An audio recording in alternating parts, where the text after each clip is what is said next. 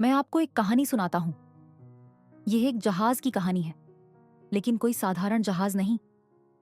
ये जहाज अब तक का सबसे बड़ा और सबसे सुंदर जहाज था। इसका नाम था टाइटैनिक। एक अनोखा जहाज 1900 के शुरुआती सालों में लोग समुद्र के रास्ते यात्रा करते थे। लंबी यात्राओं के लिए हवाई जहाज नहीं थे। अगर किसी को यूरोप से अमेरिका जाना होता तो उन्हें जहाज से जाना पड़ता। उस समय दो कंपनियां बहुत प्रसिद्ध थीं, कनार्ड लाइन, क्यूनार्ड लाइन और white star line. Canard line के पास दो बहुत तेज जहाज थे, लुसिटानिया और मॉरिटानिया। वे समुद्र में दौड़ती कारों की तरह तेज थे। लेकिन व्हाइट स्टार लाइन का विचार कुछ अलग था। उन्हें सबसे तेज जहाज नहीं चाहिए था। सबसे बड़ा, सबसे आरामदायक और सबसे सुंदर जहाज बनाना चाहते थे। इसलिए उन्होंने 3 जहाज बनाने की योजना बनाई: ओलंपिक, टाइटैनिक और ब्रिटैनिक। इनमें से टाइटैनिक सबसे प्रसिद्ध बन गया। टाइटैनिक को बेलफास्ट, उत्तरी आयरलैंड में बनाया गया। इस पर काम मार्च 1909 में शुरू हुआ और इसे पूरा करने में लगभग 3 साल लगे। 3000 से अधिक मजदूरों ने इसे बनाने में मदद की। यह जहाज बहुत विशाल था। ये 3 फुटबॉल मैदानों जितना लंबा और 17 मंजिला इमारत जितना ऊंचा था। लोग कहते थे कि टाइटैनिक कभी डूब नहीं सकता। क्यों? क्योंकि इसके अंदर 16 खास डिब्बे, कंपार्टमेंट थे। अगर 1 या 2, यहां तक कि 4 डिब्बों तक पानी भरने पर भी जहाज तैर सकता था। इसीलिए हर कोई मानता था कि टाइटैनिक कभी नहीं डूबेगा। व्हाइट स्टार लाइन के एक वरिष्ठ अधिकारी फिलिप फ्रैंकलिन ने प्रेस से कहा, यह जहाज डूब नहीं सकता। अखबारों और लोगों ने उन पर विश्वास किया। किसी ने नहीं सोचा था कि टाइटैनिक को कुछ हो सकता है। टाइटैनिक सिर्फ मजबूत नहीं था, यह एक तैरते हुए महल जैसा था। इसके अंदर का नजारा किसी 5 सितारा होटल जैसा था। दीवारों पर सुंदर लकड़ी की सजावट, खिड़कियों में रंगीन कांच और फर्श अच्छे टाइलों से बने थे। वहां भव्य सीढ़ियां, बड़े भोजन कक्ष और लंबे गलियारे थे। सबसे प्रसिद्ध सीढ़ियों में सोने की रेलिंग और ऊपर कांच की छत थी। अमीर लोग वहां शानदार कपड़े और गहने पहनकर टहलते थे। टाइटैनिक पर कई विशेष सुविधाएं थीं। वहां गर्म पानी वाला स्विमिंग पूल, एक तुर्की बाथ, एक इलेक्ट्रिक बाथ, एक जिम, स्क्वैश कोर्ट और एक पुस्तकालय भी था। यात्री नाई की दुकान, रेस्टोरेंट, कैफे और स्मोकिंग रूम का आनंद ले सकते थे। एक खास रेस्टोरेंट था, अला कार्ट, जहां खाने के लिए यात्रियों को अतिरिक्त पैसे देने पड़ते थे। प्रथम श्रेणी, फर्स्ट क्लास के कमरे बहुत सुंदर थे, जिनमें मुलायम बिस्तर, रेशमी पर्दे और स्टाइलिश फर्नीचर था। यहां तक कि द्वितीय श्रेणी, सेकंड क्लास के कमरे भी दूसरे जहाजों के प्रथम श्रेणी के कमरों से बेहतर थे।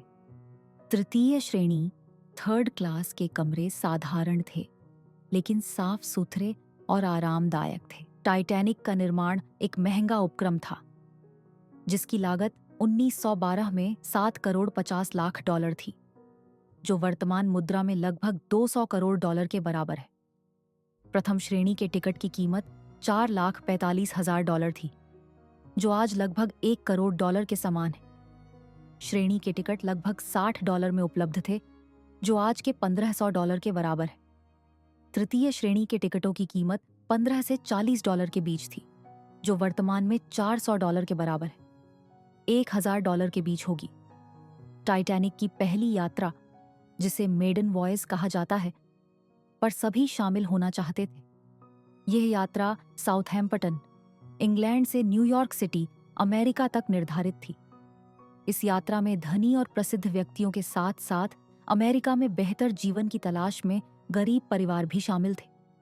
कुछ लोग छुट्टियां मनाने जा रहे थे, जबकि अन्य अमेरिका में नया जीवन शुरू करने की उम्मीद कर रहे थे। सभी उत्साहित थे। 10 अप्रैल 1912 को टाइटैनिक बंदरगाह से रवाना हुआ। भीड़ जमा हो गई थी। लोग अलविदा कह रहे थे और फोटोग्राफर इस ऐतिहासिक क्षण को कैद कर रहे थे। जहाज पानी पर तैरते हुए महल जैसा प्रतीत हो रहा था। इसमें कुल 2,224 लोग सवार थे, जिसमें यात्री और चालक दल दोनों शामिल थे। कुछ उल्लेखनीय धनी यात्रियों में जॉन जैकब एस्टर चौथा दुनिया के सबसे अमीर व्यक्तियों में से एक, मॉली ब्राउन एक साहसी महिला जो बाद में एक नायिका के रूप में उभरी, और इसीडोर और ईडा स्ट्रॉस मेसीज स्टोर के मालिक शामिल थे। कई गरीब प्रवासी तृतीय श्रेणी में यात्रा कर रहे थे, अमेरिका में एक उज्जवल भविष्य की आशा में। शुरुआत में सब कुछ ठीक चल रहा था। मौसम सुहावना था, समुद्र शांत था और जहाज 21.5 नॉट लगभग 40 किलोमीटर प्रति घंटे की गति से आगे बढ़ रहा था। यात्री रेस्टोरेंट में भोजन कर रहे थे, डेक पर टहल रहे थे और आरामदायक केबिन में आराम कर रहे थे। किसी को भी आने वाली त्रासदी का आभास नहीं था। 14 अप्रैल की रात को टाइटैनिक को एक संदेश मिला, सामने हिमखंड है। अन्य जहाजों ने चेतावनियां भेजी, लेकिन चालक दल ने गति कम नहीं की, यह मानते हुए कि जहाज अजेय है। आखिरकार यह अडूबनीय जहाज था। उस रात आसमान काला था, चांद दिखाई नहीं दे रहा था और तारे मंद थे। शांत समुद्र कांच की तरह चिकना, आगे देखना मुश्किल बना रहा था। क्रोच नेस्ट पर फ्रेडरिक फ्लीट और रेजिनाल्ड ली पहरा दे रहे थे, लेकिन उनके पास दूरबीन नहीं थी और वे केवल अपनी आंखों पर निर्भर थे। रात 11:39 पर फ्लीट ने एक बड़ी काली आकृति देखी। उसने 3 बार घंटी बजाई और पुल पर चिल्लाया, सामने हिमखंड। अधिकारी विलियम मर्डॉक ने जहाज को मोड़ने और इंजन को धीमा करने का प्रयास किया, लेकिन बहुत देर हो चुकी थी। केवल 37 सेकंड बाद रात 11:40 पर टाइटैनिक एक विशाल हिमखंड से टकरा गया, जो लगभग 400 फीट लंबा और 220 फीट ऊंचा था, लगभग 20 मंजिला इमारत के बराबर।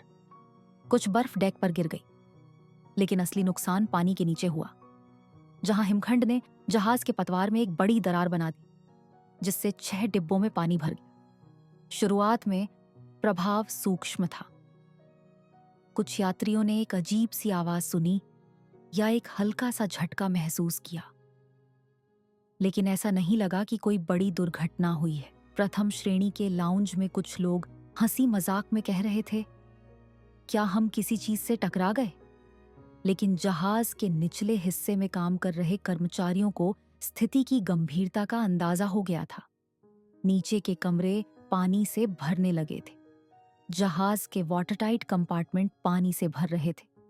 हिमखंड से जितने कंपार्टमेंट क्षतिग्रस्त हुए थे, वह जहाज की क्षमता से अधिक थे।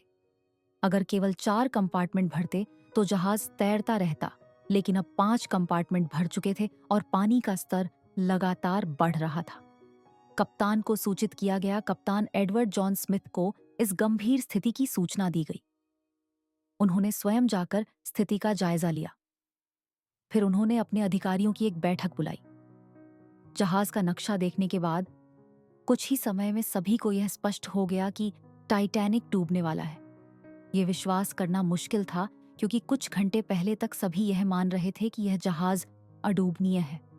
अब यह धीरे धीरे ठंडे और अंधेरे समुद्र में समा रहा था। गंभीर हालात, लेकिन लोग शांत। लाइट्स अब भी जल रही थीं और संगीत बज रहा था। अधिकांश लोगों को खतरे का एहसास नहीं था। कुछ लोगों को लगा कि शायद यह सिर्फ एक अभ्यास ड्रिल है। रात 12 बजे कप्तान स्मिथ ने लाइफ बोट तैयार करने का आदेश दिया। उन्होंने वायरलेस ऑपरेटरों जैक फिलिप्स और हारोल्ड ब्राइड को आपातकालीन संदेश डिस्ट्रेस सिग्नल भेजने के लिए कहा। उन्होंने मोर्स कोड में पहले CQD और फिर SOS भेजा, जिसका अर्थ था कृपया मदद करें। लाइफ बोट की कमी। एक बड़ी भूल, टाइटैनिक पर केवल 20 लाइफ बोट थीं, जबकि जहाज पर 2224 लोग सवार थे। लाइफ बोट में केवल 1178 लोगों के लिए जगह थी, यानी आधे से भी कम लोग बच सकते थे। इतनी कम लाइफ बोट क्यों? कंपनी जहाज के डेक को सुंदर दिखाना चाहती थी और ज्यादा लाइफ बोट जगह घेरती। लोगों का मानना था कि टाइटैनिक इतना सुरक्षित है कि ज्यादा लाइफ बोट की जरूरत नहीं है। यह एक बहुत बड़ी भूल साबित हुई। रात 12:30 पहली लाइफ बोट पानी में पहली लाइफ बोट को पानी में उतारा गया। उसमें 65 लोगों की जगह थी, लेकिन उसमें सिर्फ 28 लोग थे, क्योंकि बहुत से लोग जहाज छोड़ना नहीं चाहते थे। उन्हें लगा कि टाइटैनिक किसी छोटी नाव से ज्यादा सुरक्षित है। खासकर उस ठंडे समुद्र में। कुछ पुरुषों ने महिलाओं और बच्चों को पहले जाने दिया। कई पुरुष पीछे रह गए और दूसरों की मदद करते रहे। वे बहादुर थे। कुछ जीवित नहीं बच पाए, लेकिन वे हीरो बन गए। तीसरी श्रेणी के यात्रियों के लिए मुश्किलें बहुत से यात्री अंग्रेजी नहीं समझते थे। कुछ दरवाजे बंद कर दिए गए थे ताकि वे ऊपरी डेक पर न जा सकें। परिवार अंधेरे में एक दूसरे को ढूंढ रहे थे। पूरी स्थिति अस्त व्यस्त थी। उस रात समुद्र का तापमान बहुत कम था, केवल -2 डिग्री सेल्सियस 28 डिग्री फ़ारेनहाइट। गिरता तो वह कुछ ही मिनटों में ठंड से जमकर मर जाता। उसका शरीर सुन्न हो जाता और वह तैर भी नहीं पाता। रात 1:30 पर टाइटैनिक का अगला हिस्सा, पानी में जहाज का अगला हिस्सा बो, पूरी तरह पानी में डूब चुका था। पीछे का हिस्सा स्टर्न हवा में ऊपर उठा हुआ था। टाइटैनिक आगे की ओर झुकने लगा। लोग डर से घबरा गए थे। बैंड लगातार संगीत बजाता रहा। वे लोगों को शांत रखने की कोशिश कर रहे थे। कुछ लोगों का कहना है कि उन्होंने भजन गे, SOS संदेश प्रसारित, आशा की एक किरण, वायरलेस ऑपरेटर लगातार संकट संदेश भेजते रहे। कारपेथिया नामक एक जहाज ने यह संदेश सुना। वह टाइटैनिक से 58 मील दूर था। कैप्टन आर्थर रोस्ट्रॉन ने अपने दल को आदेश दिया, पूरी गति से आगे बढ़ो, जितनी जल्दी हो सके वहां पहुंचो। हालांकि वहां पहुंचने में 3 घंटे से अधिक समय लगना था। कैलिफोर्नियन नामक एक अन्य जहाज केवल 20 मील दूर था, लेकिन उसका रेडियो बंद था। रेडियो ऑपरेटर सोने चला गया था। कैलिफोर्नियन ने टाइटैनिक के रॉकेट फ्लेयर्स, आतिशबाजी देखी, लेकिन उन्हें लगा कि कोई उत्सव चल रहा है। उन्हें यह एहसास नहीं हुआ कि यह मदद की गुहार है। रात 2:15 टाइटैनिक गंभीर खतरे में पानी जहाज के आगे के हिस्से में भर गया था। पिछला हिस्सा हवा में ऊपर उठ गया था। जहाज पर अत्यधिक दबाव पड़ रहा था। जहाज का मध्य भाग टूट गया। टाइटैनिक 2 हिस्सों में बंट गया। आगे का हिस्सा तेजी से डूब गया। पिछला हिस्सा कुछ देर तक पानी पर तैरता रहा, फिर ऊपर की ओर उठकर समुद्र में समा गया। रात 2:20 पर टाइटैनिक पूरी तरह डूब गया। समुद्र में शेष, सन्नाटा और वेदना। टाइटैनिक के डूबने के बाद केवल अंधेरा, ठंड और सन्नाटा छा गया। कई लोग अभी भी पानी में थे, मदद के लिए चिल्ला रहे थे। कुछ लोगों के पास लाइफ जैकेट थे, कुछ लकड़ी के टुकड़ों या टूटी हुई नावों से चिपके हुए थे, लेकिन पानी बहुत ठंडा था। अधिकांश लोग कुछ ही मिनटों में मर गए। लाइफ बोट में सवार लोगों की दुविधा। लाइफ बोट में सवार लोगों ने पानी में डूब रहे लोगों की चीखें सुनी। कुछ लोग वापस जाकर दूसरों को बचाना चाहते थे, लेकिन कईयों को डर था कि अगर ज्यादा लोग नाव में आ गए तो नाव पलट जाएगी। कुछ नावों में खाली जगह थी, फिर भी वे वापस नहीं गई। आंकड़े कुल लोग 2224 बचे हुए लोग, 705 मृतक, 1500 से अधिक। यह इतिहास की सबसे भयावह समुद्री त्रासदियों में से एक थी। सुबह 4 बजे कारपेथिया का आगमन। लगभग सुबह 4 बजे कारपेथिया जहाज घटनास्थल पर पहुंचा। उसके दल ने आकाश में फ्लेयर्स, रॉकेट सिग्नल और पानी में लाइफ बोट्स देखी। उन्होंने तुरंत बचाव कार्य शुरू किया। कुछ बचे हुए यात्री रो रहे थे, कुछ इतने ठंडे थे कि बोल भी नहीं पा रहे थे, कुछ सदमे में थे। कारपेथिया के दल ने उन्हें कंबल, गर्म पेय और भोजन दिया। कुछ लोग इतने कमजोर थे कि उन्हें रस्सियों से ऊपर खींचना पड़ा। बचाव कार्य घंटों तक चलता रहा। सुबह 8:30 पर सभी बचे हुए लोगों को कारपेथिया पर चढ़ा लिया गया। फिर जहाज न्यूयॉर्क की ओर रवाना हुआ। बचे हुए लोग पीछे उस जगह को देखते रहे जहां अब टाइटैनिक नहीं था। उनके कई प्रियजन अब इस दुनिया में नहीं थे। न्यूयॉर्क में प्रतीक्षारत जनसमूह जब कारपेथिया न्यूयॉर्क पहुंचा तो हजारों लोग वहां प्रतीक्षा कर रहे थे। वे समाचार जानना चाहते थे। वे यह जानना चाहते थे कि उनके परिवार के लोग जीवित हैं या नहीं। दुनिया भर के अखबारों ने टाइटैनिक की त्रासदी पर लेख लिखे। लोग स्तब्ध थे। अडोबनीय जहाज कैसे डूब गया? इतनी कम लाइफ बोट क्यों थी? दूसरे जहाजों ने समय पर मदद क्यों नहीं की? यह एक महत्वपूर्ण प्रश्न है जिसका उत्तर हमें टाइटैनिक त्रासदी के बाद मिले सबक समझने में मदद करता है। सरकारी जांच और सवाल अमेरिका और ब्रिटेन दोनों देशों में सरकारी जांच आरंभ की गई। कई कठिन प्रश्न उठाए गए और बचे हुए लोगों ने अपनी दर्दनाक कहानियां सुनाई। चालक दल के सदस्यों ने भी घटनाक्रम का विस्तृत ब्यौरा दिया। सबसे बड़ा सवाल, एसएस कैलिफोर्नियन जहाज मात्र 20 मील की दूरी पर था। फिर उसने मदद क्यों नहीं की? यह सबसे बड़ा सवाल था। कैलिफोर्नियन के चालक दल ने आतिशबाजी फ्लेयर तो देखी, लेकिन वे उन्हें आपातकालीन संकेत नहीं समझ पाए। उनका रेडियो भी बंद था, इसलिए वे आपातकालीन संदेश सुन नहीं सके। कैप्टन स्टैनली लॉर्ड ने दावा किया कि उन्हें किसी जहाज के संकट में होने की जानकारी नहीं थी। हालांकि कई लोगों ने उनके इस दावे पर संदेह जताया। यह माना गया कि यदि कैलिफोर्नियन ने समय पर प्रतिक्रिया दी होती तो कई जानें बच सकती थीं। टाइटैनिक के बाद बने नए नियम, टाइटैनिक त्रासदी के बाद समुद्री सुरक्षा के लिए कई नए नियम बनाए गए।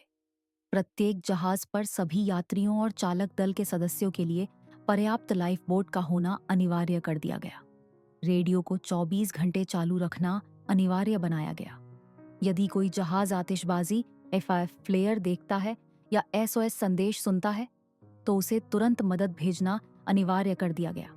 इन बदलावों ने समुद्री यात्रा को अधिक सुरक्षित बनाया। बचे हुए लोगों की जिंदगी आसान नहीं थी। टाइटैनिक दुर्घटना से बचे लोगों के लिए जीवन आसान नहीं रहा। उन्होंने अपने परिवार, दोस्त और अपना सब कुछ खो दिया था। कुछ लोग इस दर्दनाक घटना के बारे में कभी बात नहीं कर पाए, जबकि कुछ ने अपनी कहानियां दुनिया के साथ साझा की।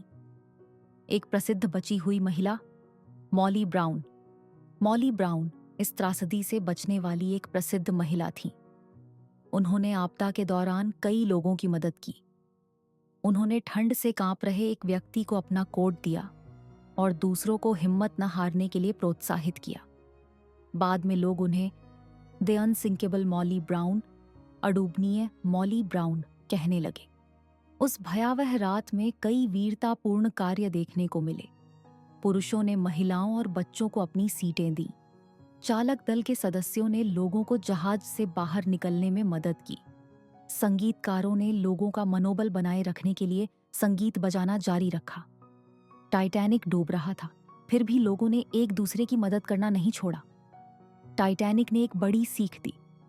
टाइटैनिक त्रासदी ने दुनिया को एक महत्वपूर्ण सबक सिखाया। प्रकृति अत्यंत शक्तिशाली है और मानवीय अहंकार खतरनाक हो सकता है।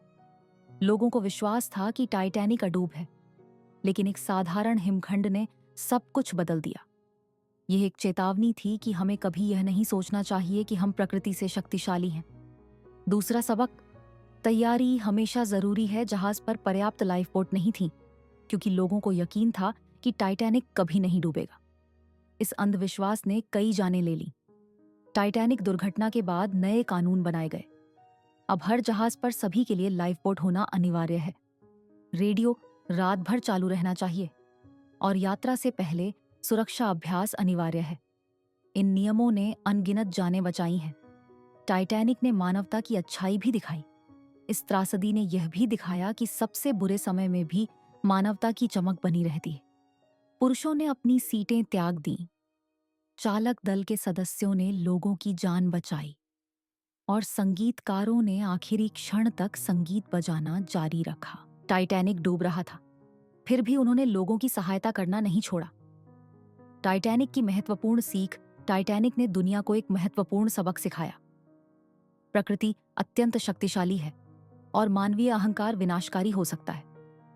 लोगों को लगा था कि यह जहाज अजेय है, लेकिन एक साधारण हिमखंड ने सब कुछ बदल दिया। यह एक कठोर सबक था। कभी यह न सोचें कि हम प्रकृति से शक्तिशाली हैं। दूसरा सबक, तैयारी आवश्यक है। जहाज पर पर्याप्त लाइफ बोट नहीं थी। क्यों? क्योंकि लोगों को विश्वास था कि यह जहाज कभी नहीं डूबेगा। इसी अतिआत्म विश्वास ने कई जानें ले ली। टाइटैनिक के बाद नए कानून बनाए गए। अब हर जहाज पर सभी यात्रियों के लिए पर्याप्त लाइफ बोट होना अनिवार्य है। रेडियो हमेशा चालू रहना चाहिए। यात्रा से पहले सुरक्षा अभ्यास अनिवार्य है। इन नियमों ने अनगिनत जानें बचाईं। टाइटैनिक और मानवता की अच्छाई। इस त्रासदी ने यह भी दिखाया कि विपत्ति के समय भी मानवता की चमक बनी रहती है। पुरुषों ने महिलाओं और बच्चों के लिए अपनी सीटें त्याग दी। क्रू मेंबर्स ने लोगों की जान बचाने के लिए अथक प्रयास किए। संगीतकारों ने आखिरी क्षण तक संगीत बजाना जारी रखा। आंकड़े: 705 लोग बचे। इनमें अधिकांश महिलाएं और बच्चे थे। अधिकांश पुरुष जहाज पर ही रह गए। उन्हें पता था कि लाइफ बोट कम है। उन्होंने दूसरों को बचाने के लिए अपना बलिदान दिया। ये लोग न तो अमीर थे न मशहूर, लेकिन वे सच्चे हीरो थे। जैक थेयर, एक उत्तरजीवी, ने बाद में लिखा, मानव आत्मा में कुछ ऐसा है जो कभी नहीं मरता। और वे बिल्कुल सही थे। समुद्र की गहराई में छुपा हुआ जहाज जब 1912 में टाइटैनिक डूबा तो किसी को नहीं पता था कि वह कहां है। यह अटलांटिक महासागर में 12,000 फीट, लगभग 3,800 मीटर से अधिक गहराई में डूब गया था। उस समय यह गहराई मानव की पहुंच से बाहर थी। कई वर्षों तक टाइटैनिक एक रहस्य बना रहा। कुछ लोगों को लगा कि मलबा कभी नहीं मिलेगा। कुछ ने सोचा कि वह टुकड़ों में बंट गया होगा। लेकिन लोग इस जहाज को कभी नहीं भूले। किताबें लिखी गई, फिल्में बनाई गई। फिर 1985 में डूबने के 73 साल बाद रॉबर्ट बैलार्ड के नेतृत्व में वैज्ञानिकों की एक टीम ने टाइटैनिक को खोज निकाला। उन्होंने एक विशेष अंडरवाटर रोबोट से समुद्र की तलहटी की खोज की। जब उन्हें स्क्रीन पर मलबा दिखाई दिया, वह एक भावुक पल था। टाइटैनिक सचमुच वहां था और वह अब भी वैसे ही पड़ा था। मलबे की स्थिति सामने का हिस्सा ज्यादातर एक टुकड़े में था। यह उदास और शांत दिख रहा था, लेकिन अब भी इसकी भव्यता झलक रही थी। पीछे का हिस्सा स्टर्न पूरी तरह टूट चुका था। जहाज के टुकड़े समुद्र की तलहटी में बिखरे हुए थे। वहां मिले कुछ सामान, जूते, प्लेटें, सामान, फर्नीचर, यहां तक कि एक बच्चे का खिलौना भी, ये चीजें 70 साल से ज्यादा समय से वहीं पड़ी थीं। उन्होंने दुनिया को उन असली लोगों की याद दिलाई जो उस जहाज पर थे। वैज्ञानिकों ने क्या सीखा? उन्होंने देखा कि जहाज कैसे टूटकर बिखरा। उन्होंने देखा कि समुद्र धीरे धीरे इसे नष्ट कर रहा है। समुद्री सूक्ष्म जीव, बैक्टीरिया धातु को क्षय कर रहे थे। खारा पानी जहाज को जंग लगा रहा था। विशेषज्ञों ने अनुमान लगाया कि टाइटैनिक 2030 तक पूरी तरह से विघटित हो सकता है। मलबे का निष्कासन एक विवादास्पद मुद्दा। कुछ लोग जहाज के अवशेषों को सतह पर लाना चाहते थे। अन्य लोगों का मानना था कि टाइटैनिक को समुद्र में ही रहने देना चाहिए। उनका तर्क था कि यह एक जल समाधि है। यह बहस आज भी जारी है, लेकिन एक बात निश्चित है, टाइटैनिक की कहानी आज भी लोगों को प्रभावित करती है। 1997 में प्रदर्शित फिल्म टाइटैनिक 1997 टाइटैनिक नामक एक फिल्म प्रदर्शित हुई। यह फिल्म इतिहास की सबसे लोकप्रिय फिल्मों में से एक बन गई। करोड़ों लोगों ने इसे देखा।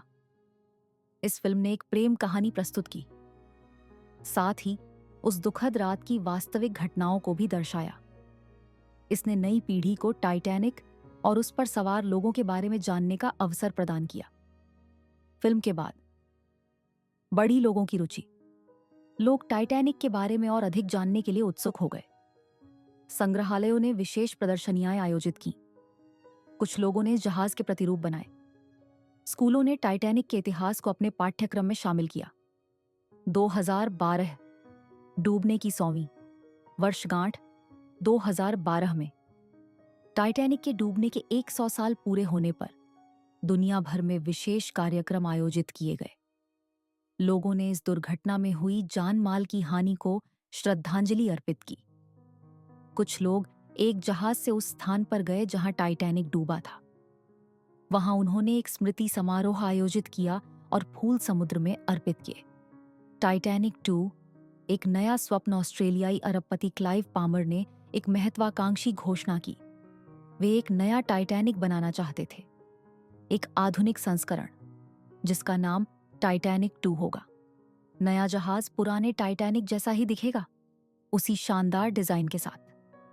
लेकिन इस बार इसमें बेहतर सुरक्षा नियम और अधिक लाइफ बोट्स होंगे। टाइटैनिक 2 को लेकर उत्साह और चुनौतियां, कई लोग इस परियोजना को लेकर उत्साहित थे। उन्होंने इसे अतीत के प्रति सम्मान व्यक्त करने का एक तरीका बताया। लेकिन इस जहाज का निर्माण आसान नहीं था। इसमें कई बार देरी हुई। अभी तक टाइटैनिक 2 का निर्माण पूरा नहीं हुआ है। फिर भी यह स्वप्न अभी भी जीवित है। 100 से अधिक वर्ष बीत चुके हैं, लेकिन कहानी अब भी जीवित है। टाइटैनिक के डूबने को 100 साल से भी अधिक समय बीत चुका है। फिर भी लोग आज भी इसके बारे में बात करते हैं। क्यों? क्योंकि टाइटैनिक की कहानी सिर्फ एक जहाज की कहानी नहीं है। यह सपनों, गलतियों, साहस और आशा की कहानी है। टाइटैनिक मानव प्रगति का प्रतीक। टाइटैनिक मानव प्रगति का प्रतीक था। यह दर्शाता था कि मानव क्या निर्माण कर सकता है। नवीनतम तकनीक, सबसे शानदार कमरे, सबसे बड़े इंजन। लोगों को इस पर गर्व था। वे कहते थे, अब हमें कोई नहीं रोक सकता। लेकिन प्रकृति कहीं अधिक शक्तिशाली है। हिमखंड केवल बर्फ का एक टुकड़ा था, पानी से बना एक टुकड़ा जिसे प्रकृति ने बनाया था। उसे मानव के अहंकार की कोई परवाह नहीं थी। जब जहाज उस हिमखंड से टकराया तो सब कुछ बदल गया। यह एक सबक था। कभी यह मत सोचो कि हम प्रकृति से ऊपर हैं। टाइटैनिक डूब गया, मगर उसकी कहानी आज भी जीवित है। और आपने ये कहानी सुनी, आपने नए शब्द सीखे, आप इतिहास में वापस चले गए। शायद आपको दुख हुआ, शायद आपको प्रेरणा मिली। इसका अर्थ है कि इस कहानी ने आपको प्रभावित किया। इसका अर्थ है कि टाइटैनिक से आज भी हमें कुछ सीखने को मिलता है। अगली बार जब आप टाइटैनिक की तस्वीर देखें या फिल्म का संगीत सुने तो याद रखें, टाइटैनिक सिर्फ एक जहाज नहीं था, वह एक सपना था, एक चेतावनी थी, एक याद थी। और अब वह आपकी कहानी का भी हिस्सा है।